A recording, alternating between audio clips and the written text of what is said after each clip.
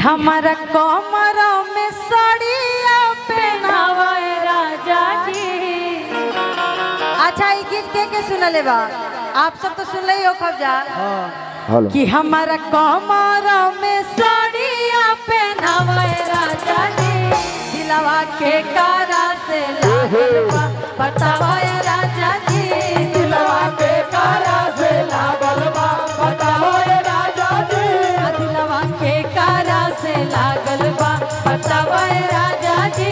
दिलवा के कारा से लागल बा बतावे राजा जी।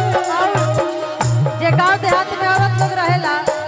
उ कहेला अपन पियावा से कि तू ये पैसा कमा लेकिन नहीं जे रह नजरी के सोझा रह सावधान खा जा तू दिल्ली बॉम्बे मत जा कमाए हम भले नून रोटी खा के तारा साथे जीवन गुजार ले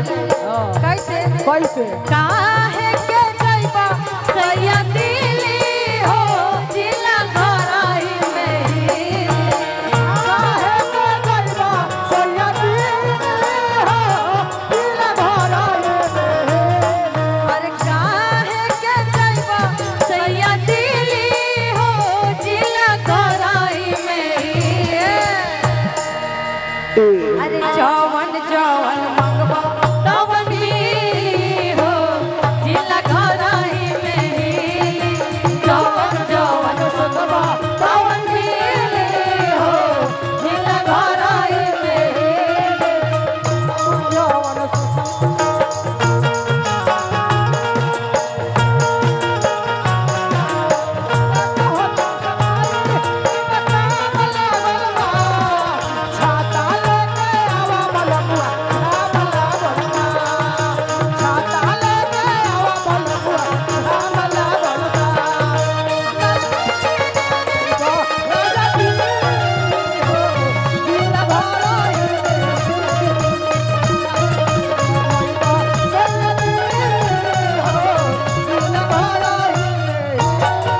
भौजी के आदेश रहे केहू खाती मंगल गीत गावे खातिर हम चाहब कि केहू के माध्यम से नवा हमरा तक पहुंचा दे ताकि हम गा दे हैजा से तो सुनाई दी ना नाम लिखल बा होदे हेने में से ना के करा के संतोष जी संतोष जी अमूल जी भैया हो इनका के थोड़ी आपके ही बोलत है ना ना मार दूसरे अमूल सिंह जी इनका के गरियावे के बाद केंगो हई बताई भाभी कौन तरीका गीत गावे के केंगो हम गरियाई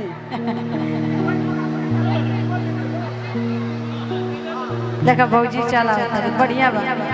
वाह तनी से हमरो पावर मिल जाई ऐसे ही थोड़ी गरिया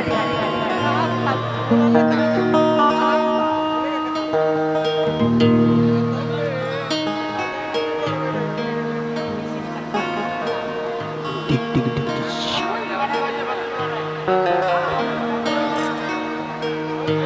चली भौजी तो कहली कि मंगल गीत गावे के लेकिन जैसे आदेश आवता कि भक्ति गाना गावे के हां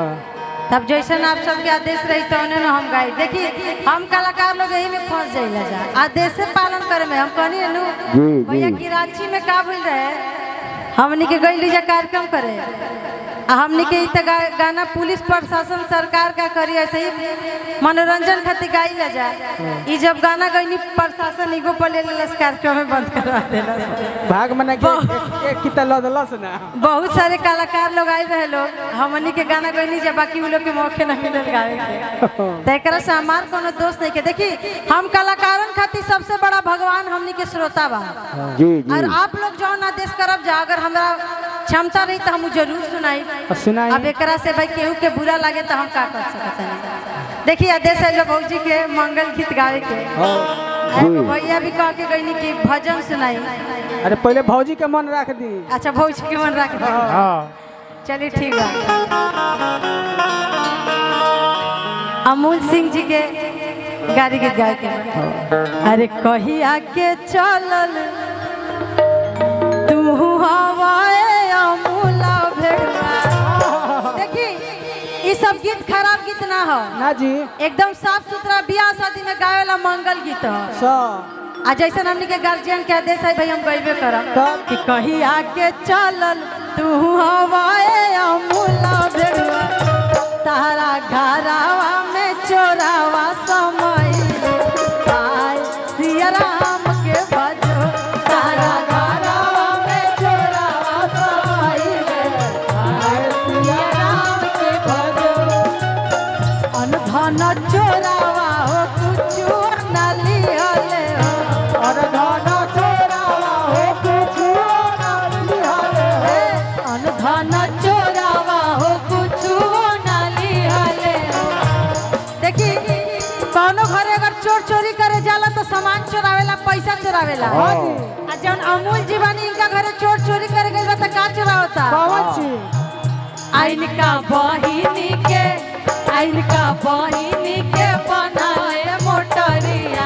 आय सिया राम के भजो इनका बहिनी के बनाले मोटरिया आय सिया राम के भजो और अगर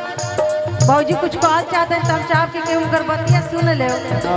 शायद और कुछ नाम जोड़ल चाहता है सब कुछ करिया वही के बाद भाई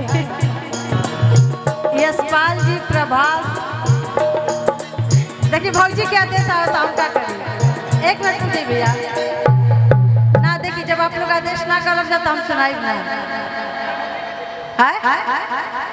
भौजियों के गाड़ी हुई